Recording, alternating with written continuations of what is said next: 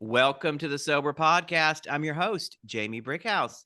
And before we get started with our guest, I would like to take a minute to get the word out about one of our latest product lines brought to you by Soberverse, Sober Life Apparel, where positivity and pride pave the way to a brighter, healthier future. Please visit our new website, soberlife.com. That's SOBRLIFE.com, and check out our new merchandise. Our sober celebrity guest today is Ryan Dusick. He is an associate marriage and family therapist, the founding drummer of Maroon 5, very cool, a mental health coach, speaker, and advocate, also very cool, and even cooler in my book, since I'm also a writer, the author of the book Harder to Breathe, a memoir of making Maroon 5, losing it all, and finding recovery. Thanks for joining us today, Ryan. How are you? I'm great. Thank you for having me on, Jamie. Glad to have you here. And given your story, which is an amazing one that I can't wait to get into, I thought our topic focus of the interview today would be reinventing yourself and starting a new career in sobriety. And your life has been a long and twisting journey, from aspiring pop star with anxiety to heartbroken alcoholic to thriving mental health survivor and messenger of hope and recovery.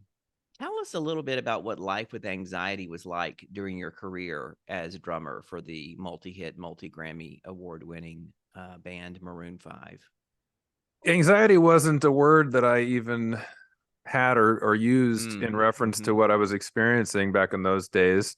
The public discourse on mental health was not quite what it is today. Not that we're quite there yet, but it's better. Yeah, better than it was. And looking back, I understand better now that a lot of what I was dealing with was anxiety. It wasn't overt anxiety. It wasn't the kind of thing where I was having panic attacks or having terrible stage fright.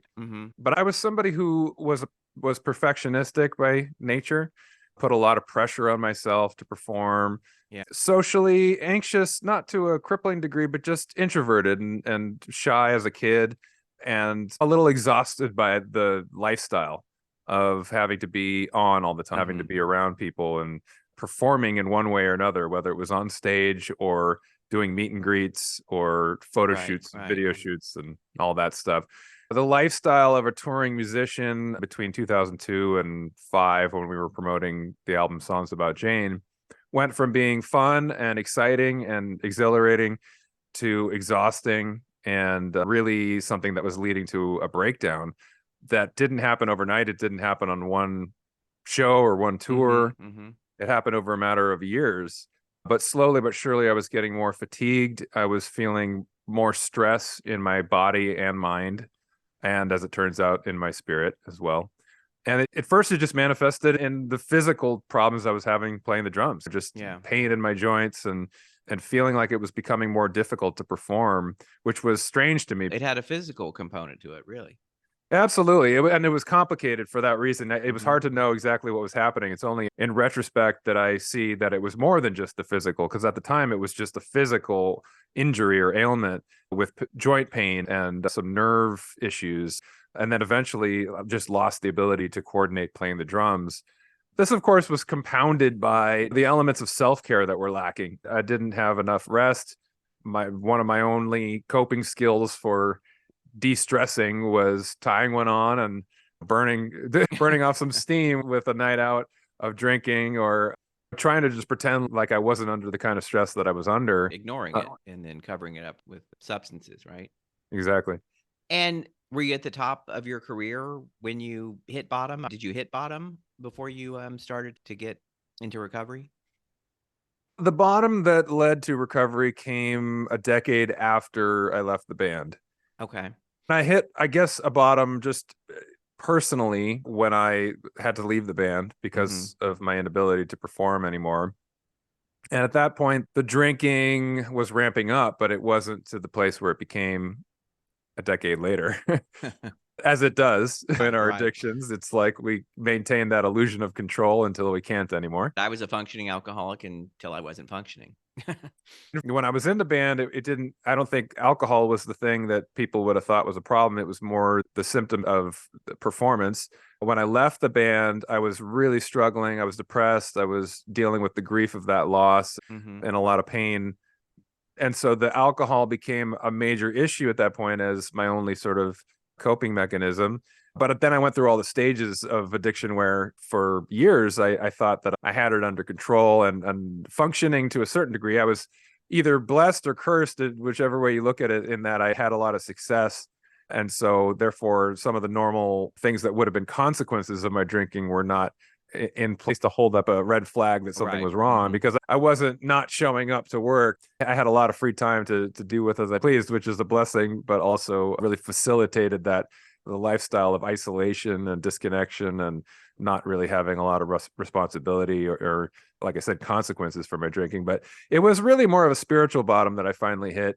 Physically, I felt sick and tired of being sick Yeah. and tired, but also just feeling ultimately from where I had been, where I'd had this wonderful sense of purpose and meaning and connection in my life, to feeling really broken in that regard and not really having any real sense of a life that I was connected to outside of my little world of just drinking to self-medicate. And that became just really sad and a place that I didn't want to be anymore. Yeah. And so once you got into recovery, how did you find or create a new path of meaning, purpose, and fulfillment? It was amazing. I didn't have a real vision or 5-year plan as to how that was going to happen. And all I could do was put one foot in front of the other as we're supposed to and do what I was told each day and try to just do what I needed to do to stay sober. But actually, pretty quickly, that turned into a new sense of connection and purpose, because it started with service. Service was Yeah. something that I Hmm. found was very connecting and got me out of myself and made me feel like I was a part of something larger than myself. And so that was just something I got really attached to and connected to as a source of new purpose.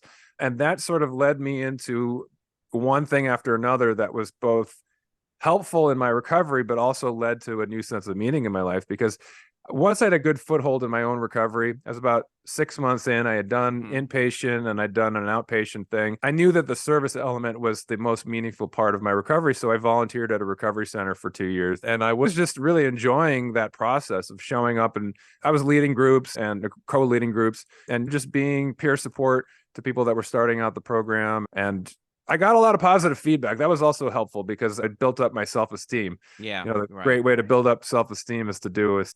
So I found myself in this position where this thing that I was doing that I hadn't intended to do was giving me this fulfilling feeling. And then a lot of people were giving me feedback. Hey, you have a knack for this. You should consider doing this for a career. And so on a whim, I applied to grad school for a clinical psychology master's. And I got in, and a month later, I was studying to become a therapist. And I still didn't have a big game plan. I thought maybe I'd work at a addiction recovery center or something as Uh-huh. a counselor. But my horizons just kept expanding. And in the course of getting my master's degree, I realized I had a story to tell that was something that might people that could see themselves in my Yeah. struggles might find hope in recovery from the story. So I started writing my own story, which became the book Harder to Breathe. Right. We want to dig into that. You were talking about how this doing service led to you wanting to volunteer or volunteering in a recovery center, leading to you getting a master's, and then leading to you writing. After I had been sober a while, I started a business and I started writing. And I think a lot of people either want to or find themselves reinventing themselves and finding new careers. But for a lot of us, I think it happens because not necessarily because, as you were saying earlier, you had a 5-year plan, but the doors started opening, and you took the opportunities and also were sober, and we don't have fear so much blocking us. And and anyway, you were talking about you got a master's degree. And so I have two different degrees in very different areas. But the English degree ended up helping out when I wrote my book. And I really look at that first chapter of my education as a really important step, because I think the English degree helped me think critically and express myself in a cohesive way, hopefully. So that's helped me in everything that I do. Speaking, when I'm doing any sort of creative project, being able to Mhm. organize one's thoughts and present them is certainly helpful. Tell us a bit. Your book is called Harder to Breathe, a memoir of making Maroon 5, losing it all, and finding recovery. Tell us why you wrote it. I thought about writing a book in the years after I left the band when I was really struggling. I knew that there were Hmm. some interesting stories, that the journey that we went on from my parents' garage all the way up to the biggest stages in the world had a lot of interesting tidbits that people would want to read about. However, at that point, I didn't know what the purpose would be because it was just this sort of tragic tale of everything I had lost, right? Yeah. But fast forward a decade when I was in recovery and starting this whole new chapter of my life and discovering new purpose and meaning, writing the book took on a whole different level of importance in my life because it was almost like a mission Hmm. to share what I had learned and enter a world of advocacy. Again, I didn't have a plan as to what that would lead to. It was really just about the craft of writing the book and hoping that it would find an audience. But in doing so and getting out and promoting it, I've found this whole other career speaking and being an advocate. And so it really is that you follow that, just that feeling of what's fulfilling, and do so with that openness that you were touching on of seeing challenges as opportunities Hmm. rather than as threats. As an addict, I was fearful of anything that might be challenging or Right, uncomfortable. right. And now I see things that are challenging and uncomfortable as possibilities for growth. You answered one of my questions, but if you want to expand upon it, the question was going to be, what are your words of advice to people who want to or need to reinvent themselves and find a new career in sobriety? And I think you answered some of that. Yeah, I think also in terms of finding purpose and something that's fulfilling in your life, I think we often think we're either born with some great talent or it's very clear to us that the universe or God or some entity has ordained us with something Hmm. that is our great purpose in life. And I've found what has been very freeing for me is realizing that meaning and purpose is something that we can define for ourselves. And it's something that really comes from an effort to invest ourselves in something that we find valuable. You create purpose by applying yourself to something. You Yeah. don't have to be a talent of unparalleled level to be. People think that purpose only comes in the form of finding the cure for cancer or being a Or rock being star. famous or, Exactly. yeah. And there's a lot of forms of purpose, and there are people that are doing things that are very small, wonderful things for themselves and for the world that for them is purpose that maybe for me wouldn't be purpose to each Yeah. of us. It's really just a journey of finding and creating a sense of what's going to give us connection and flow and ultimately create some meaning in our lives. What's been some of the feedback that you've gotten from readers of Harder to Breathe? It's been amazing. It's been really powerful. When you write a book like this, you say to yourself the cliche, if I touch one person, if one person takes something from this that's helpful, then I will have accomplished my goal. And so therefore I have probably accomplished my goal 10 times over. There's been a lot of wonderful feedback. And it's amazing, even the thing that I hadn't anticipated was the story of what I had lost and everything we had built for a decade and then I had to walk away from was this sad story in my life that I didn't really want to go back to for a long time. And of course, I had to Mm-hmm. go back there and really mine the depths of that experience to tell the story. And people have been responding about how much that album that we made 20 years ago was meaningful for them in a way that I wasn't able to see at the time because I was going through what I was going through. Right. And so it's We're too been close to meaningful. it. Yeah. And so it's been meaningful both in terms of, I think, helping some people and giving some people some hope in my recovery, but also in being able to find ultimate closure on that other chapter and see the goodness in that and find some gratitude for it. That's great. As a mental health professional and advocate, in your book, you're spreading the message of recovery and the astounding things that can come out of it, which we've just been talking about. Do you have a story or two of some of the people you've helped and how you've seen things like this happen to them? Yeah, I can't really speak about my clients Well, specifically because right, it's sure. confidentiality, but it is remarkable. I work at a clinic called the Missing Piece Center for Hmm. Anxiety, which is an intensive outpatient clinic. So our clientele is pretty high needs. These are people that either have been hospitalized or are one step below hospitalization that are trying not to be hospitalized. Yeah. And some of them dealing with things that are very familiar to me. panic attacks and agoraphobia and traumatic experiences and working through them, depression and everything in between.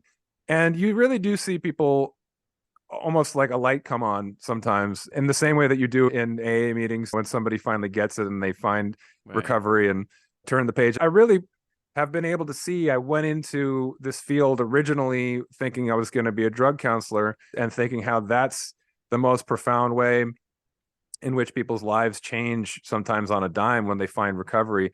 But I now look at substance abuse and addiction as a part of the mental health journey for most people. It's one symptom, one thing that people struggle with in an attempt to deal with what pains us. And we all have things that pain us, some more than others. Some people have more traumatic stories than others. Sure. But when you see somebody who is finally able and willing and open to change, as we were touching on, Mm-hmm. and they embrace the help that they need and able to put away some of the behaviors that were keeping them in that dark place and Right. start embracing new ones that will carry them into a better place, you see that light come on, and that is so fulfilling. People that maybe for the first time in their life sometimes are actually able to experience joy and connection and purpose in their life. Oh, that's beautiful. One last question that we ask all of our guests, and that is, what is the best lesson you've learned in sobriety, in recovery, and how does it help you? I think that you start the journey with acceptance, right? And surrender, Mm-hmm. finding humility. And it was ironic for me that it sort of coincided with the final stage of grief that I was going through. The final stage of grief is acceptance, and the Yeah. first stage of Right. recovery is acceptance. So it accomplished a lot of things at once for me because I Mm-hmm. think the element of humility, getting out of my own way, was a big factor of both things, finding closure on the painful past and finding openness to a better future. And it really is maintaining that humility and that acceptance, which is an element of almost everything that I do. Is it's like I don't make the rules. We use the phrase life on life's terms a lot, and that has taken on new meaning for me. It's call it nature, call it God, call it the universe. I know I don't make the rules. I know I'm not God. Right. And the more I can remind myself of that, it's not that I have to belittle myself in the process. I know that there are things that are under my control. And first and foremost, myself and my behavior, the things that I choose to do to help myself and be a better human being who's capable of doing good things. But maintaining that humility, that acceptance, that fixating on the things that I can't control is not going to help anything. And playing God or trying to believe that I have this control that I don't have is just an illusion that leads nowhere. So it's being humble. That's probably the most important thing. That's a great lesson. And thank you, Ryan, for talking with us today. And everybody, I urge you to get a copy of his book, Harder to Breathe. And thank you for a great interview, Ryan. Thank you, Jamie. Appreciate it. And to all our listeners, thank you for your continued support. Visit us on soberpodcast.com and all places where you find podcasts. Leave us a review, sign up for our mailing list. You will also find the contact information and book ordering information for our guest, Ryan Dusick. I'm your host, Jamie Brickhouse. You can find me every day on TikTok, Instagram, Facebook, where I tell a true story in high heels. And I'm also the author of Dangerous When Wet, a memoir of booze, sex, and my mother. Signing out from Sober Podcast, and tune in for another show next week.